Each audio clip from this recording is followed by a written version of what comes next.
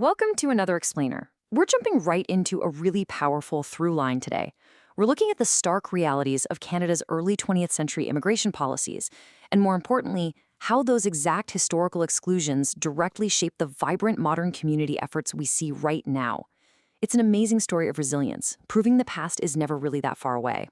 So you gotta ask yourself, how does a simple tabletop game end up preserving a century of history? Well, take the Youth Collaborative for Chinatown in Vancouver. We've got young volunteers actively bringing public spaces to life with monthly mahjong socials. They just set up tables right in the public squares, inviting literally anyone to sit down, play, teach, or learn. It's a brilliant way to bridge the generational gap. But as we start digging into it, there is a much, much deeper layer to this simple game of skill. Listen to this thought from Jeffrey Wong. He's a young volunteer and board member for Wong's Benevolent Association. He directly links the joyful mingling you see today to a much darker history of self-preservation.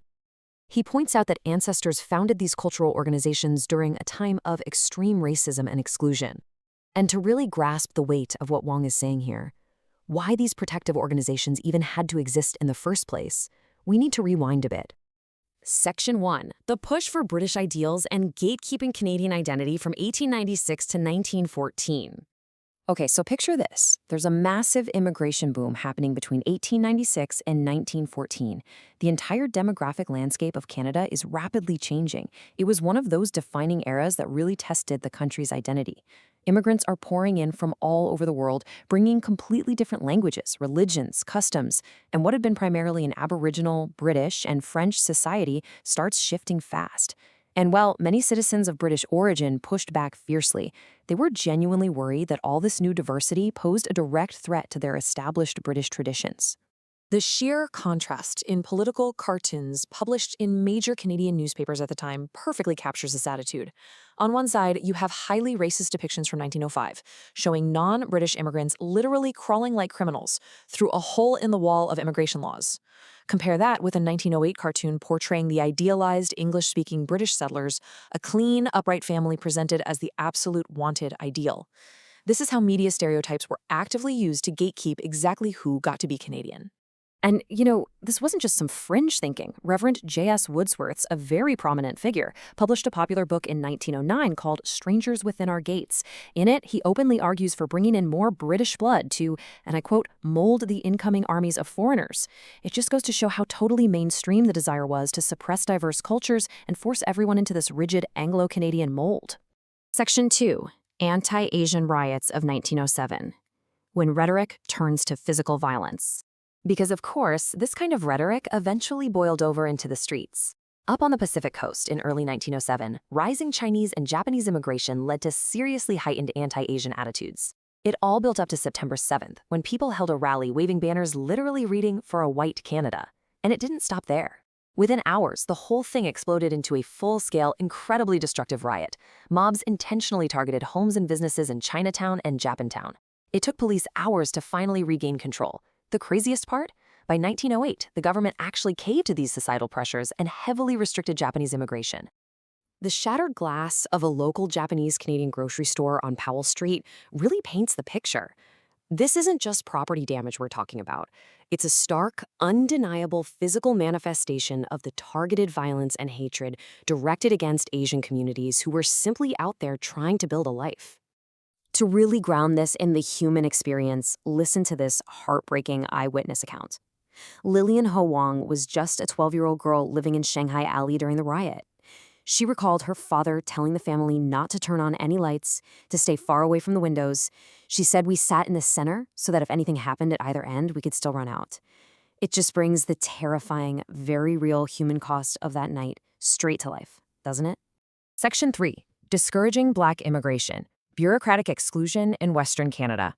So while Asian immigrants were facing physical violence and rioting on the coast, Black immigrants moving to Western Canada ran into a quieter but equally deliberate form of exclusion. Between 1905 and 1911, roughly 1,500 Black farmers migrated from the U.S. to Western Canada to set up settlements. Interestingly, the Canadian government didn't actually enact official laws banning them.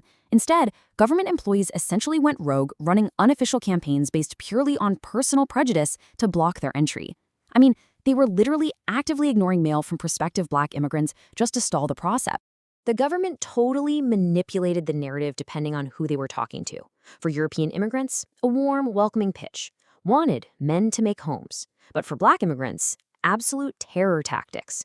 Government agents were secretly paid to publish these incredibly bleak descriptions, warning folks that the ground freezes hard as stone and that you can't make a living.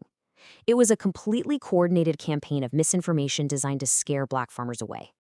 You can actually see the physical proof of this right in the Oklahoma Guide, an American publication from July 1911. The article warns potential immigrants of intensely cold winters, double the food costs, and a complete lack of community support. It really highlights just how far-reaching and systematic this unofficial exclusion effort was. And this hostility wasn't just coming from a few rogue border agents either. Take a look at this excerpt from a 1911 petition. It was sent straight to Prime Minister Laurier by the Edmonton Municipal Council and signed by thousands of people. It starkly reveals the severe racial stereotypes driving these exclusion efforts, boldly claiming different races couldn't live in proximity without lawlessness. This was the massive societal wall these immigrants were up against. Section 4. Reclaiming Heritage and Identity.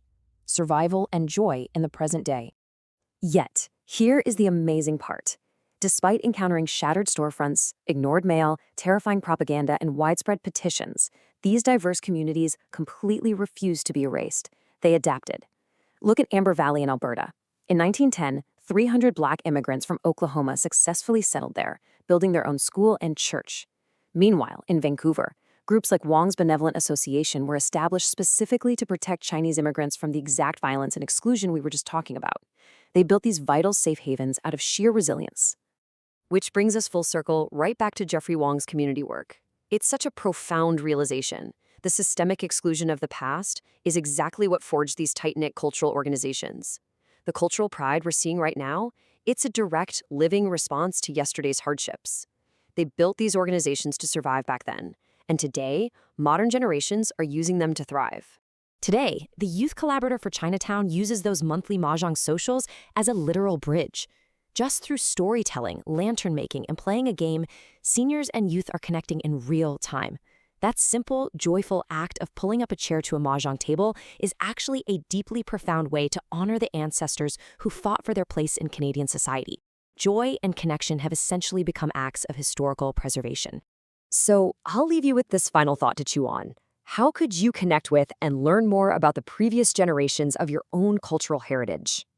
Whether it's digging into family records, checking out historical archives, or just having a chat with the elders in your community, I highly encourage you to go find your own version of a mahjong table to keep those vital stories alive.